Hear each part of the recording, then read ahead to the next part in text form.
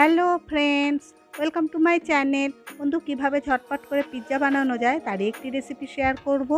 আর এই কাজে আমাকে সাহায্য করেছে আমার ছেলে দ্য কুল স্টারের নায়ক স্পন্দন সরকার আর আমার ভাইপো জয়দীপ তরফদার। বন্ধুরা, আমার ভিডিওটা যদি তোমাদের ভালো লেগে থাকে অবশ্যই একটা লাইক করে দিও।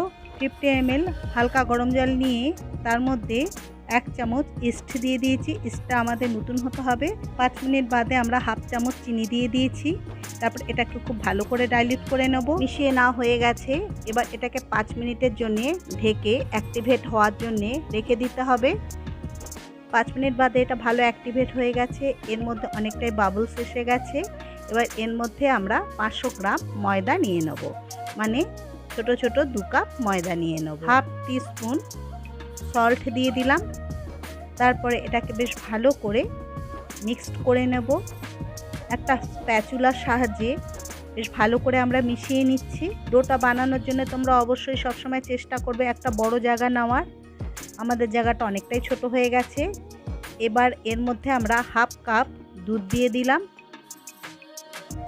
এবার আস্তে আস্তে আমরা মাখিয়ে নেব। তারপরে বাকিটা আমরা জল দিয়ে এটাকে একটা সফট ডো তৈরি করব।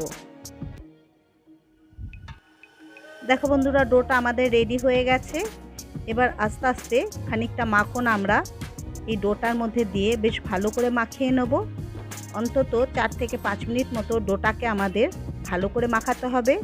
যত বেশি ভালো করে মাখানো হবে ডোটা তত বেশি সফট হবে এবং খেতেও অনেক টেস্টি হবে।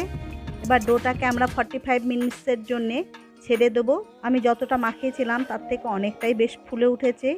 দেখো, বেশ নরম হয়েছে, ডোটা বেশ ভালো সফট হয়েছে। আমরা আবার এটাকে ভালো করে ডলে নেব। ডো থেকে আমাদের 5টা লেচি বানানো হয়েছে। এবার একটা ডোকে নিয়ে হাতের সাহায্যে আস্তে আস্তে টেবিলের ওপর গোল গোল করে ঘুরিয়ে ঘুরিয়ে একটা রুটি বানিয়ে নেব। দেখো, এইভাবে তোমরা আঙুলের সাহায্যে আস্তে আস্তে গোল করে করে একটা পিৎজার রুটি বানিয়ে নেবে।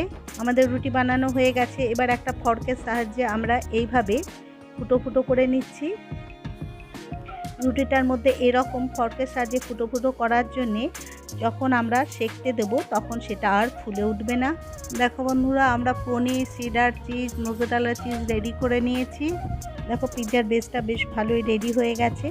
এবার এটাকে প্রথমে আমরা একটা প্যানের মধ্যে অয়েল ব্রাশ করে তার মধ্যে রুটিটাকে দিয়ে দিলাম। বেসের ওপর আমি পিৎজা সস দিয়ে ভালো করে ব্রাশ দিয়ে মাখিয়ে নিয়েছি, সেটা তোমাদের আর দেখানো হয়নি। তারপরে ছোট ছোট টুকরো টুকরো করে কেটে রাখা চিজগুলো ছড়িয়ে দিয়েছি। টুকরো টুকরো করে কেটে রাখা পনির দিয়ে দিয়েছি আর দিয়েছি চিকেন সসেজ। চিকেন সসেজগুলোকেও আমি ছোট ছোট টুকরো টুকরো করে কেটে নিয়েছি। এইভাবে চারিপাশ দিয়ে ছড়িয়ে দিচ্ছি।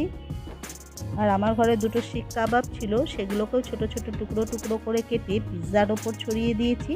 ওপর দিয়ে আবার মোজারেলা চিজ দিয়ে দিয়েছি। তারপরে এটাকে 6 মিনিটের জন্য বেক হতে দেবো।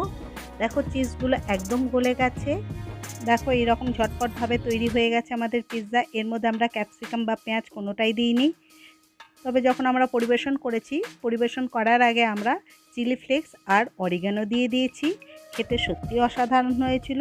বন্ধু, আমার ভিডিওটা যদি তোমাদের ভালো লেগে থাকে অবশ্যই একটা লাইক করে দিও।